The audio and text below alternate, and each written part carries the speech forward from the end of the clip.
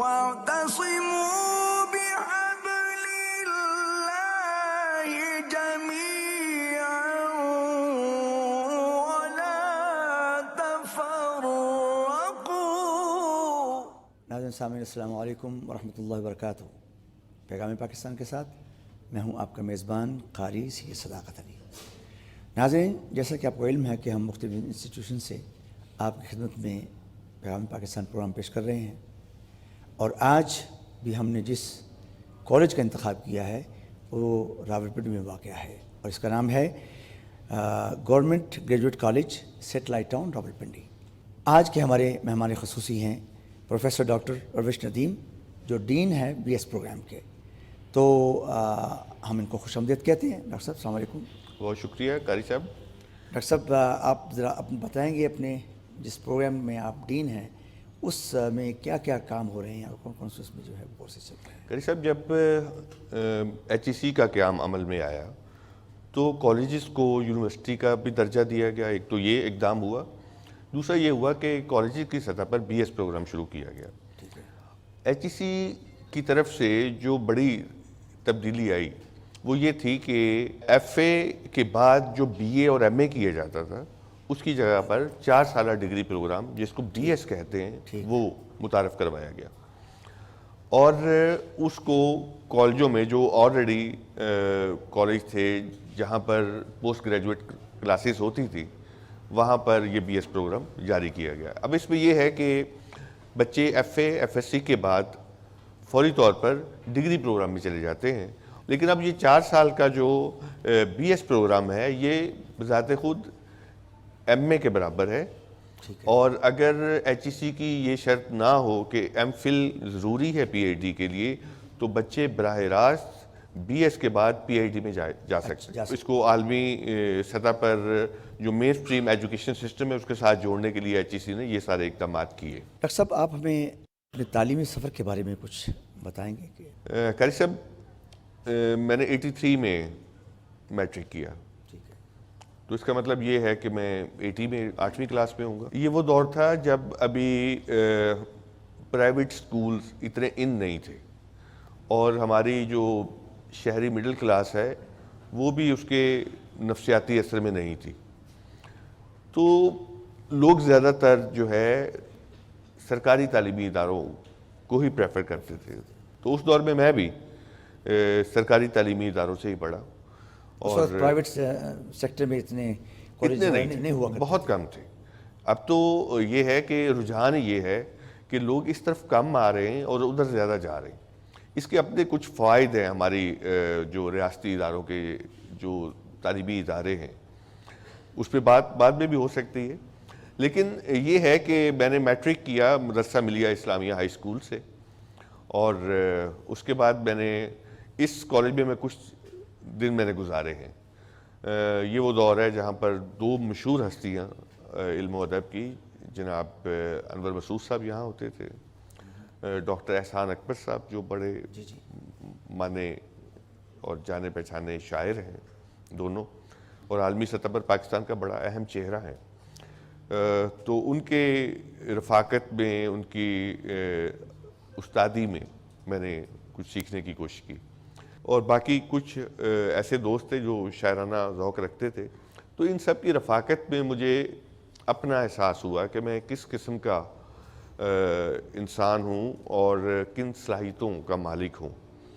تو اس کے بعد مجھے یہ موقع ملا کہ میں نے BA کیا، عسکر مال کالج کے ساتھ میں اٹیچ ہوا۔ اس کے بعد میں بہاولپور یونیورسٹی سے میں نے MA کیا، اور اس کے بعد میں نے ڈاکٹریٹ جو ہے national university of modern languages سے کی۔ ڈاکٹر صاحب، آج کل کا جو اسٹوڈنٹ ہے اس کا رجحان کس قسم کے سبجیکٹس کی طرف زیادہ ہے؟ اب ہمارے ہاں جو زیادہ داخلے، زیادہ ٹرینڈز ہیں وہ کمپیوٹر کی طرف ہے، IT سائڈ پہ چلے گئے۔ اب یہ چونکہ ایک خاص طرح کی کا برانڈ اور ٹینڈنسی اور بھیڑ چال ہے، تو اس میں ہمارا اسٹوڈنٹ نہیں سمجھ پا رہا کہ جدھر فیشن چلا ہے ہم نے ادھر جانا ہے۔ وہ نہیں دیکھتا کہ معاشرے میں کن مضامین کی اہمیت ہے، اور کیریئر اور ان کا مستقبل اور ان کی صلاحیتیں اور خواہشات کہاں ایڈجسٹ ہو سکتی ہیں مستقبل میں. ڈاکٹر صاحب یہ بتائیے کہ ہمارے پاکستان کے اندر سائنٹسٹ پیدا کیوں نہیں ہو رہے ہیں؟ جو دیکھیں سائنٹسٹ پیدا ہوں گے تو وہ ریسرچ کریں گے، ایک نئی جو ہے وہ جدت اس میں وہ لے کے آئیں گے اور نئی نئی دریافت کریں گے. تو اس طرف رجحان بچوں کا کیوں نہیں؟ مجھے یوں لگتا ہے کہ جیسے ایک لاجیکل اور ریئلسٹ جو اپروچ ہے اس بنیاد پر ہمیں سوچنا نہیں سکھایا جاتا. سوچنا بھی سکھایا جاتا ہے. اگر اب میں کہوں کہ سوچیں تو ہم بلینک ہو جائیں گے. تو ہمیں اس کی بھی تربیت کرنی پڑتی ہے. سوچنے کا عمل جو ہے وہ عقلیت کے ساتھ جڑا ہوا ہے، وہ استدلال کے ساتھ جڑا ہوا ہے. یہاں مجھے کچھ کمی نظر آتی ہے. وہ اس لیے کہ ایک تو میڈیا جو ہے وہ صرف خطاب کرتا ہے اور ایک پیسو لسنر جو ہے وہ لیتا ہے.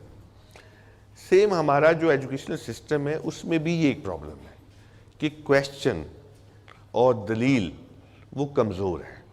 اور بالکل جس طرح ہم مسجد میں مولوی صاحب کو سنتے ہیں ممبر سے، اسی طریقے سے ہم ڈائس پر ٹیچر کو سنتے ہیں. ایک یہ جو ہے سائنس کا عمل، عقلیت کا عمل، یہ فری ڈائلاگ مانگتا ہے، یہ کویسچن مانگتا ہے. کویسچن کا جواب بے شک 1000 سال میں دیا جائے لیکن کویسچن موجود رہے اور جواب کی تلاش رہے. تو یہ وہ بیہیویئر ہے جو ہمیں سائنس کی طرف لے کے جاتا ہے. یہاں مجھے کمی نظر آتی ہے. ڈاکٹر صاحب پیغام پاکستان کے حوالے سے آپ اپنے کچھ تاثرات بیان فرمائیے. ڈاکٹر صاحب میں یہ سمجھتا ہوں کہ پیغام پاکستان اپنی فکری پوزیشن میں بہت درست ہے. ہمیں اس کی شدید ضرورت ہے.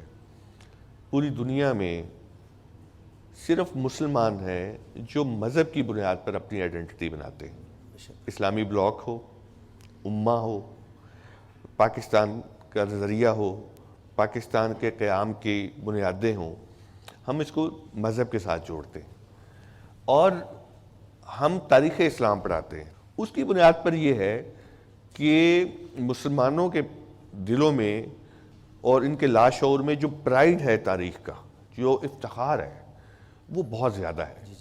لیکن وقت کے ساتھ ساتھ ہوا یہ ہے کہ عالمی جو مفادات ہیں، عالمی طاقتوں نے اس کے زیر اثر جو پلاننگز کی ہیں، اس کے نتیجے میں جو تصور اسلام ہے اور جو بزرگوں کا جو رویہ تھا، جنہوں نے پوری دنیا پر حکمرانی بھی کی اور لیڈ کیا، وہ آہستہ آہستہ منیمائز ہوتا چلا گیا. کہ جو ہمارے بزرگوں نے جو ایک ماڈل سیٹ کیا قرون وسطیٰ کے اندر، ہمیں اس ماڈل کو حقیقی معنوں میں اپنانے کی ضرورت ہے. ڈاکٹر صاحب اب ہم اپنے اسٹوڈنٹس کی طرف چلیں گے، ان سے کچھ کویشچن لیں گے. تو السلام علیکم سر. میرا نام فیضان علی ہے اور میں BS کیمسٹری کا اسٹوڈنٹ ہوں. سر میرا آپ سے سوال ہے کہ عملی زندگی میں بہترین مواقع کے لیے طلباء کون سے مضامین کا انتخاب کریں؟ بیٹا سبجیکٹ جو ہے اس حوالے سے 2 چیزیں ذہن میں رکھنی چاہیے. کیا آپ اپنے سبجیکٹ کے انتخاب میں آزاد ہیں یا آپ کسی مجبوری کا شکار ہیں؟ یعنی آپ کیا میرٹ کے اس سطح پر ہیں کہ آپ اپنی پسند کا سبجیکٹ چوز کر سکیں، یا آپ جو ہیں اس پریشر میں ہے کہ آپ کو جس میں بھی داخلہ مل جائے آپ چلے جائیں گے. تو یہ دونوں سطح پر صورتحال مختلف ہے. نمبر 1، اگر آپ اپنی پسند میں گئے ہیں تو اس کا مطلب آپ اپنے شوق میں گئے ہیں. اس میں شوق اور صلاحیت یہ بنیادی ترین چیزیں ہیں، آپ کو یہ ذہن میں رکھنا چاہیے. اور اگر آپ اپنی مجبوری میں گئے ہیں تو پھر اس میں آپ کو آپ کی صلاحیت سے بڑھ کر آپ کو محنت پر جو ہے زیادہ انحصار کرنا پڑے گا. ایسے سبجیکٹ ضرور چنیں اگر آپ کے اختیار میں ہیں اور آپ کی صلاحیت میں ہیں کہ آپ وہ مضامین جو آپ کے روزگار کا بھی باعث بن سکیں اور آپ کی عزت کا بھی باعث بن سکیں. اور اگر آپ کے انتخاب میں بہت ساری مضامین نہیں ہیں تو پھر ایسے مضامین چنیں جو کہ مارکیٹ ویلیو بہرحال کسی نہ کسی انداز میں رکھتے ہیں. لیکن ایک بات ذہن میں رکھیے کہ مثلا اردو میں اسلامیات میں لوگ کم آتے ہیں، انگریزی میں بھی کم آتے ہیں، لیکن اردو اور اسلامیات کی نسبت زیادہ ہے. انگریزی کا جو گلیمر ہے وہ انہیں اپنے کزنوں میں، اپنے دوستوں میں، اپنے محلے میں، خاندان میں ایک خاص طرح کا ایک پرائیڈ دیتا ہے. لیکن یہ پرائڈ وقتی ہوتا ہے اگر آپ کے اندر وہ صلاحیت نہیں. اور پھر آپ دیکھیے کہ یہ لازمی مضمون ہے, اس کا تعلق جرنلزم سے بھی ہے, اس کا تعلق تدریس سے بھی ہے, اس کا تعلق جو ہے وہ ادبی صورتحال سے بھی ہے. تو آپ اگر اردو, اسلامیات, انگریزی کی طرف جاتے ہیں تو اس کی سیٹس جو ہیں وہ پرائیویٹ اور سرکاری دونوں سطح پر بہت زیادہ نکلتی ہیں, اور لہٰذا آپ اگر اس کا انتخاب کریں گے تو میں نے اردو, اسلامیات اور انگریزی کے بندے کو کبھی بے روزگار نہیں دیکھا. لیکن دیگر سبجیکٹ میں اس کی جو ریشو ہے جاب کی وہ کم ہو جاتی ہے, کیونکہ وہ بھی اسٹوڈنٹ نے منتخب کرنا ہوتا ہے, تو اس کے نتیجے میں یہ ہوتا ہے کہ وہاں جابس کا لیول کم ہے. تو لیکن یہی ہے کہ آپ اپنے شوق اور صلاحیت کو سامنے رکھیے اور اس کے مطابق اپنا انتخاب کیجیے. السلام علیکم, میرا نام عائزہ ہے اور میں گورنمنٹ گریجویٹ سیٹلائٹ ٹاؤن کی اسٹوڈنٹ ہوں. میں اسی کالج سے بی ایس لٹریچر کر رہی ہوں. سر, میرا سوال آپ سے یہ ہے کہ پیغام پاکستان کے آغاز کے بعد سے اس کے معاشرے پر کیا اثرات مرتب ہوئے؟ پیغام پاکستان جو اپنا تصور اور فکر لے کے چل رہا ہے, میں یہ سمجھتا ہوں کہ اس پروگرام کے ذریعے سے پوری دنیا کو بھی ایک میسیج جا رہا ہے, اور پوری دنیا میں جہاں پر بھی پاکستانی نوجوان, خاندان, لوگ موجود ہیں ان تک بھی پیغام جا رہا ہے کہ اگر آپ دیار غیر میں ہیں اور اجنبی ثقافتوں اور قوموں اور لوگوں اور زبانوں کے درمیان ہیں, دیگر مذاہب کے لوگوں کے درمیان ہیں, یا آپ یہاں پر ہیں دیگر جو مذاہب کے جو لوگ ہیں, عقائد اور تصور مذہب کے جو لوگ ہیں ان کے درمیان ہیں, تو پھر آپ نے ان کے ساتھ کیسے رہنا ہے, رول ماڈل بن کر, ان کے لیے رحمت بن کر, ان کے لیے آپ نے شائستگی اور تہذیب کی علامت بن کر کہ وہ آپ کو اپنی چھتری سمجھیں, آپ کی طاقت میں اپنے آپ کو محفوظ سمجھیں, اپنی عزتوں کو محفوظ سمجھیں. اگر ہم یہ پیغام اپنے مسلمان بھائیوں کو, اپنے غیر مسلم ہم وطنوں کو اور دیگر دنیا کو دینے میں کامیاب ہوتے ہیں تو دراصل یہ اسلام, لفظ اسلام, سلامتی کی بنیادی ترین روح ہے. اور اسلام جو ہے وہ ہمیشہ امن کی بات کرتا ہے, محبت کی بات کرتا ہے, لوگوں کو جوڑنے کی بات کرتا ہے. کیونکہ جب ہم کہتے ہیں السلام علیکم تو ہم کہتے ہیں تم پر سلامتی ہو. سلامتی.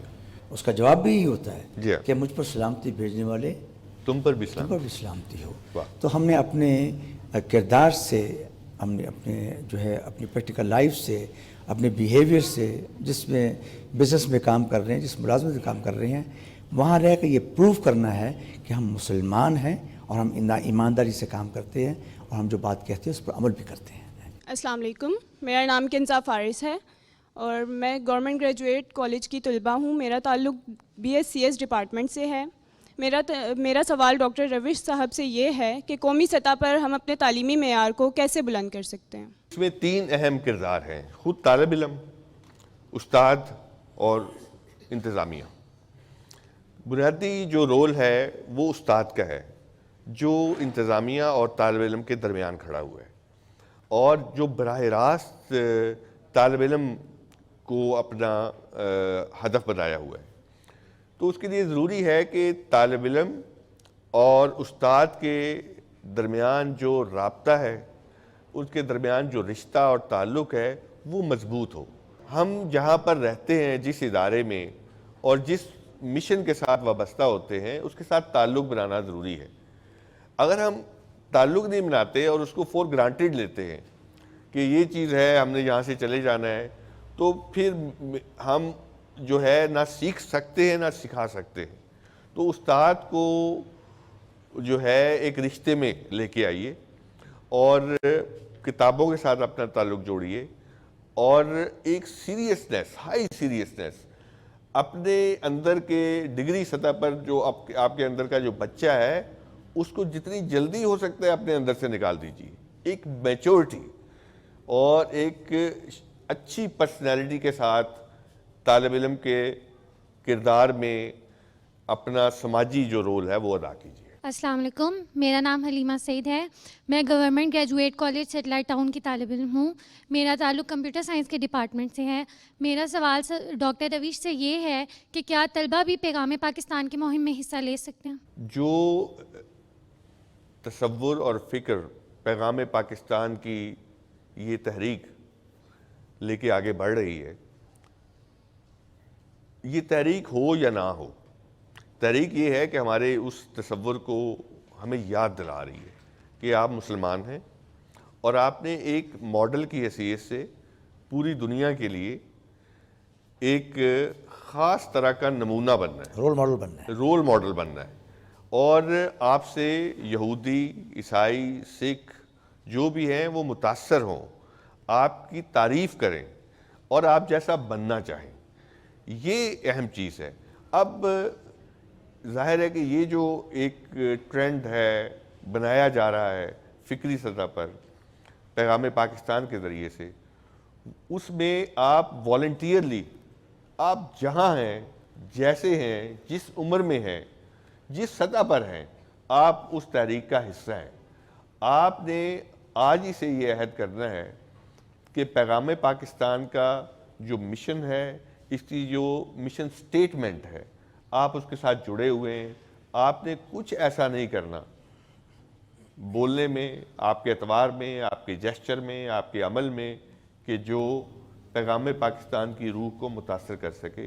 یہ وعدہ آپ نے اپنے آپ سے بھی کرنا ہے اور اپنے خدا سے بھی کرنا اور خاص طور پر قول و فعل کو جوڑنا ہے. جی ہاں. قرآن کہتا ہے کہ لِمَ تَقُولُونَ مَا لَا تَفْعَلُونَ، وہ تم کیوں نہیں کرتے جو کہتے ہو. واہ. تو یہ کمبینیشن جو ہے نا قول و فعل کا، جب یہ اس کی آپ ترویج کریں گے اپنے قریبی دوستوں کے اندر بھی اور معاشرے کے اندر بھی، تو یقیناً یہ بھی part of message of Pakistan, پیغام پاکستان کا حصہ ہے. ڈاکٹر صاحب بہت شکریہ، بڑی خوبصورت گفتگو آپ نے کی، لوگوں تک اپنے تھاٹس کو، اپنی سوچ کو پہنچایا. بچوں نے بھی سنا اور پیرنٹس نے بھی سنا، پوری دنیا اس سے استفادہ کیا. آپ کی آمد کا بہت بہت شکریہ. میں بہت شکر گزار ہوں کہ آپ نے کالج کی سطح پر آ کر ہم سے براہ راست اس پیغام کو ہمیں اس کا حصہ بنایا. تھینک یو سو میں مچ. شکر گزار ہوں. ناظرین سامعین، آج کا پروگرام ہم government graduate college satellite town Rawalpindi سے آپ کی خدمت پیش کر رہے تھے، اور ہمارے آج کے مہمان خصوصی تھے پروفیسر ڈاکٹر روش ندیم صاحب. اسی کے ساتھ ہمارا آج کا پروگرام ختم ہوتا ہے. آئندہ پھر کسی اور جگہ سے، کسی خوبصورت شخصیت کے ساتھ، ان کے علم سے، ان کے نالج سے ہم استفادہ کریں گے. قاری سے صداقت علی کو اجازت دیجیے. اللہ حافظ. پاکستان زندہ باد.